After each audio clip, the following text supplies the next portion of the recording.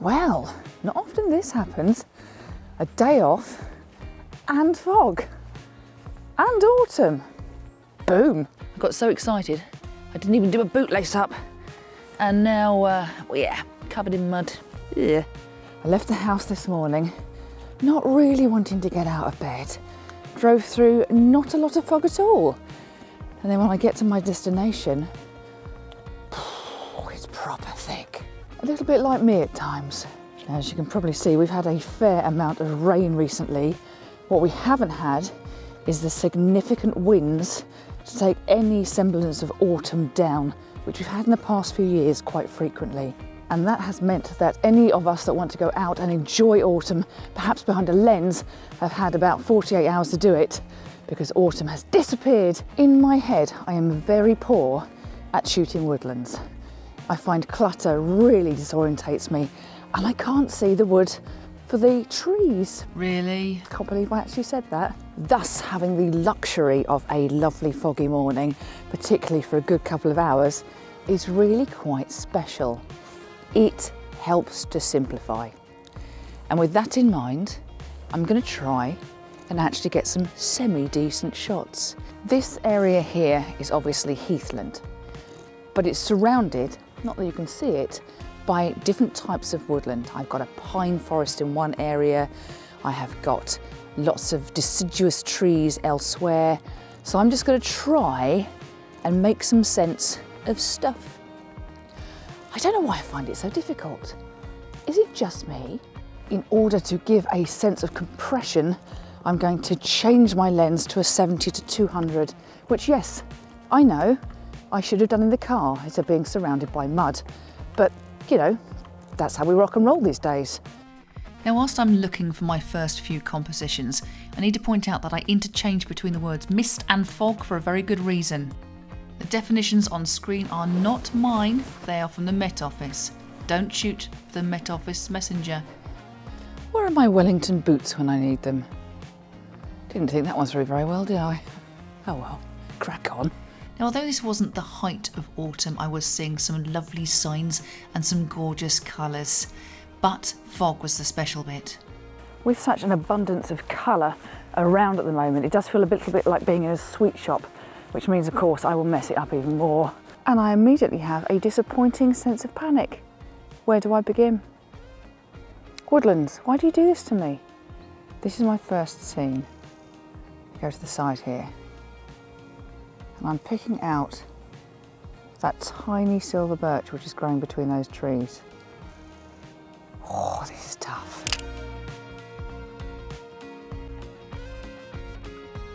Interesting. I'm finding it a lot easier to pick stuff out here because, you know, you've got your lone trees and they're quite cute, etc. But if I go there, let me turn you around.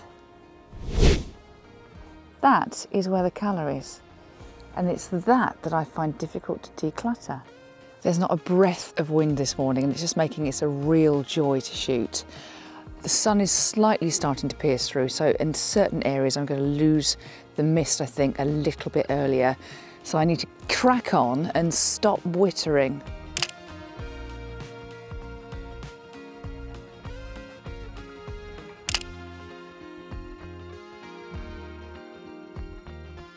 I'm able to pick out some little vignettes, and with the 70 to 200 really kind of eradicate distractions from my scene.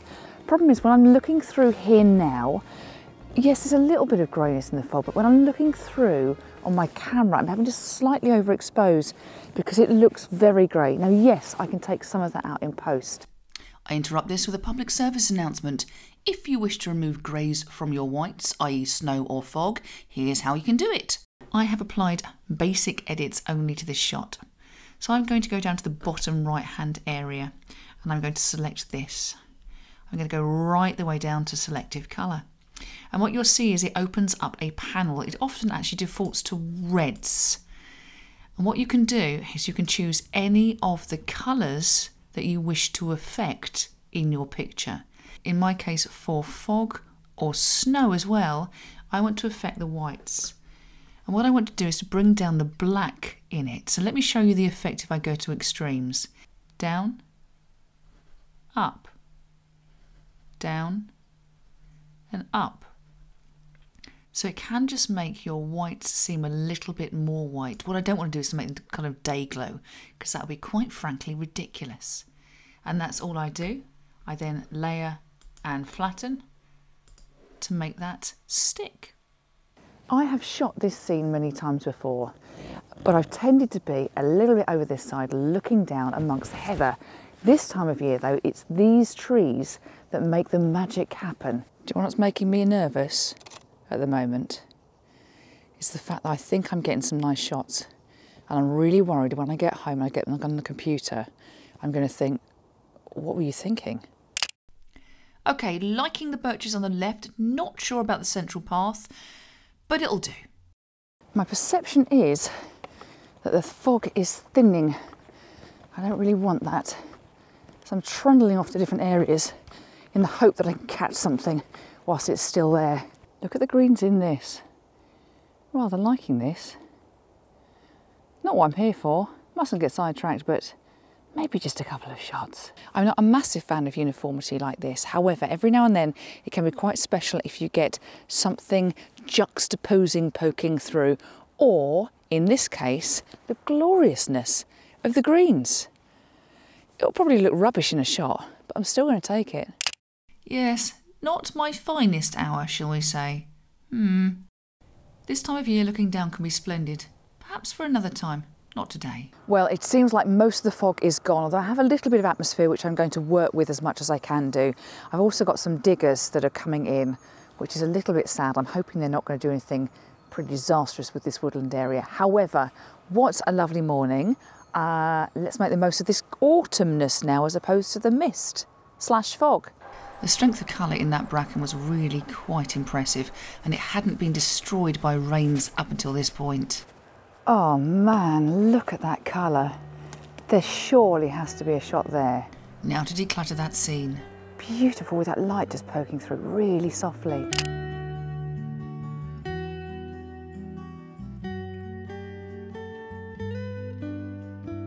This scene behind me is a joy.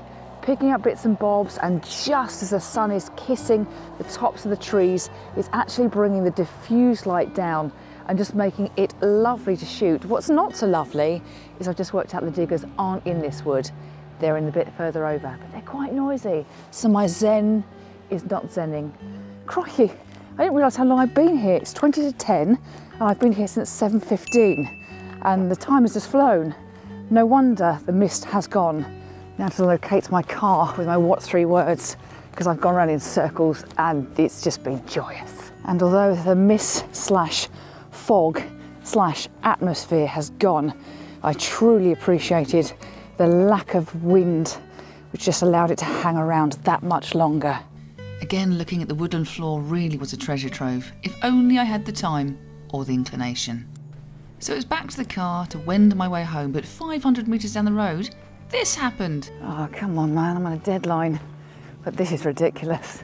You drive 500 metres up the road and then boom, the mist comes back. And I'm like a moth to a flame with this stuff today. As you can see, it's quite different to my previous location. Nice spot of water, some decent trees. And okay, I couldn't get in a position to get a good reflection, but still got a shot. Well, this is delightful. There is absolutely no doubt about it. And I've given myself 10 minutes because I need to be somewhere else. And you know, it's lovely. It's great.